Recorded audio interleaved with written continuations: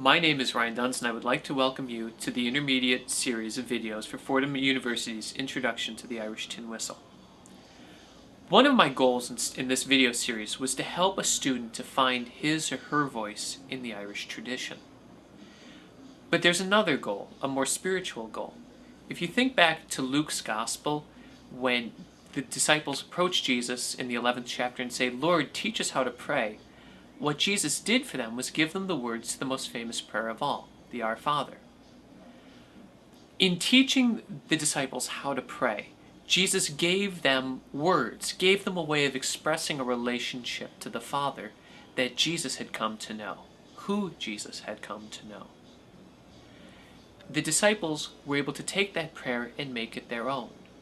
In times of trouble, sorrow, joy, facing their own martyrdoms, were they not able to use this prayer to express the God that they had come to know through Jesus and through their own lives? The goal of this series, in a large part, parallels the goal of prayer.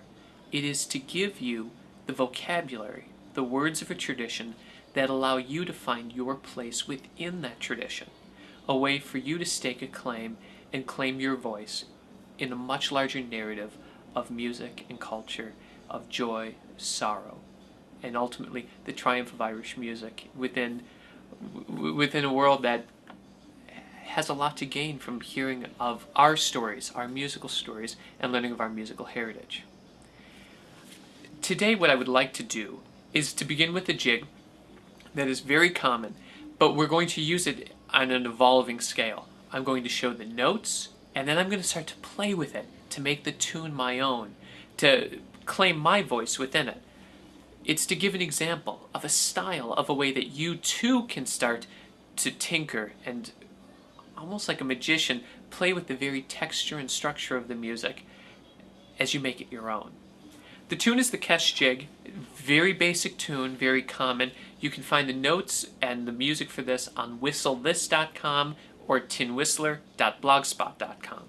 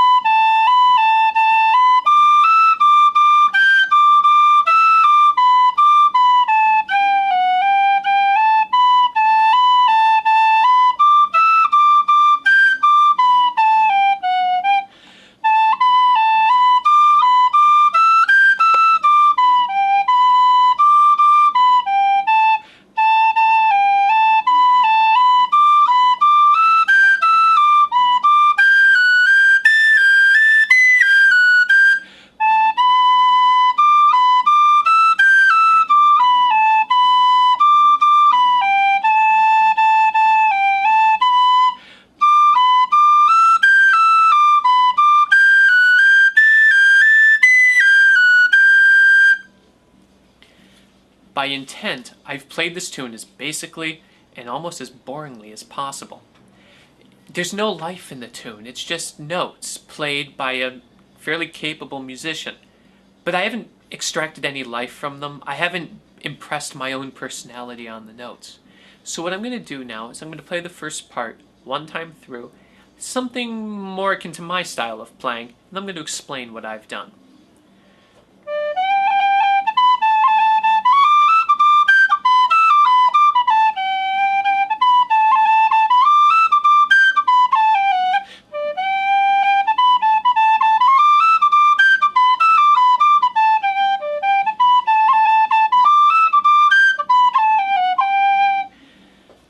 Everything I put into that first part, we've already learned in the first series of videos. There's cuts, hits, rolls, and slides, and then a little bit of my own playing with the texture of the notes. Take, for instance, the very beginning. That's a simple roll with a hit added. But I wouldn't play that the same way every time. So the first phrase, roll, hit, I can also do you'll note I slide in and slide in 2 times, or I can combine the roll and the slide. Changing it each time keeps the listener attentive to what is going to come next. We don't lull them into complacency, and it also keeps us actively engaged, maybe expressing a little bit of the joy we feel playing the tune, maybe the trepidation. Sometimes we can turn great follow-ups into fantastic variations if we're just creative and flexible enough to go with the flow of the tune. Let's continue.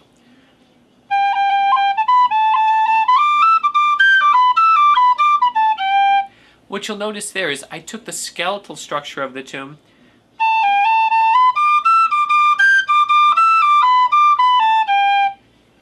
and I started to play with the notes.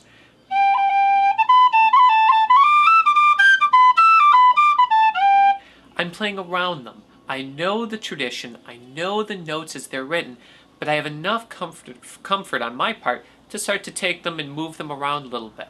You still know it's the Kesh Jig, but it sounds a little bit different. It's the variation of the tune. Playing the first part, you'll pick up as you watch this over and over again, the various things that I do.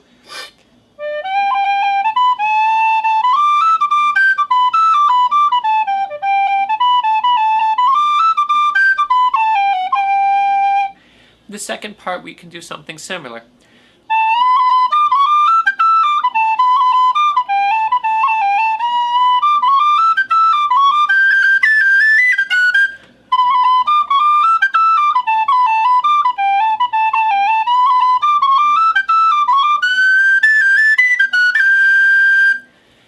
In short order, all I've done is just change the different types of ornaments I've put in. I've varied whether I put something in or not. But in each case, it's expressing something of me within the tune. And that's the whole point. It's the point of prayer. The words of the Our Father take on our meaning as we pray them in the depths of our heart. So too does the music of Ireland, the traditional Irish music that you've begun learning through these videos or elsewhere. Did they begin to take on your flesh? Do they bear the mark of your face on it? So that when someone hears you play, they don't say, oh, I've heard that before on such and such a CD, but they say, boy, so-and-so really plays that well. It's really him playing that instrument. It's really her playing that fiddle. Let's do the second part one more time.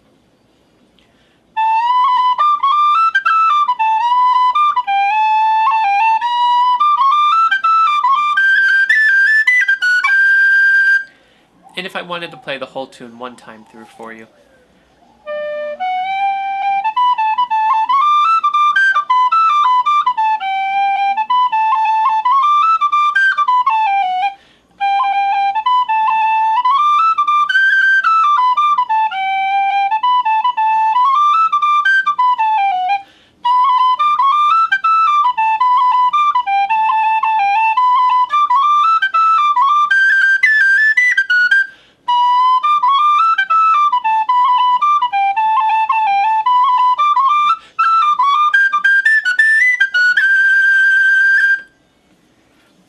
It's one of the great graces of Irish music to come to know your tradition as what has come behind you.